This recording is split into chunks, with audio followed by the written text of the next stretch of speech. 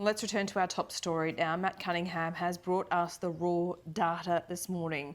As if the facts weren't enough, the individual cases of children and sometimes babies being sexually assaulted in the Northern Territory.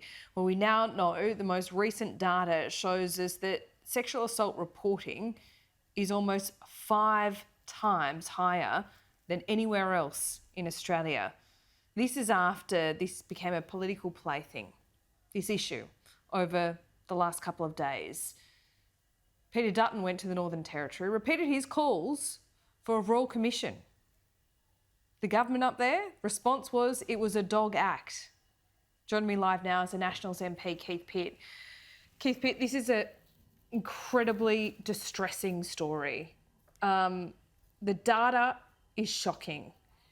A royal commission doesn't even seem like it's enough. Laura, I think something's got to be done. It's got to be done now. This has been an issue that's been around far too long. And it is, to be honest, one of our greatest shames on this country that this continues to happen in remote Aboriginal communities. I think people need to enforce the law immediately. The Royal Commission that Peter Dutton is calling for is the right approach. But we've got to stop this nonsense between different levels of government. The name calling helps no one. That's true. Anthony Albanese has been to Alice Springs. Can't pretend like this kind of stuff wasn't going on when you were in government. So what is the answer? Well, I know the answer is not the voice. Another round of bureaucracy is not going to help anyone. And firstly, I think people need to be out there. Our law enforcement agencies need to be on the ground. Additional services need to be provided. But this is something that's entrenched in those communities. It's very difficult to break.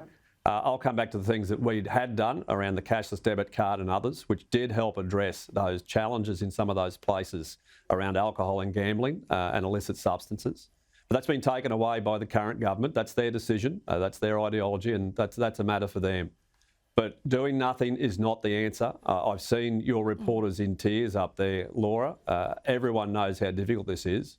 But the worst thing that can happen now is that the caravan moves on, the media leaves and goes and looks at something else. Yeah. The focus needs to be maintained and action needs to be taken.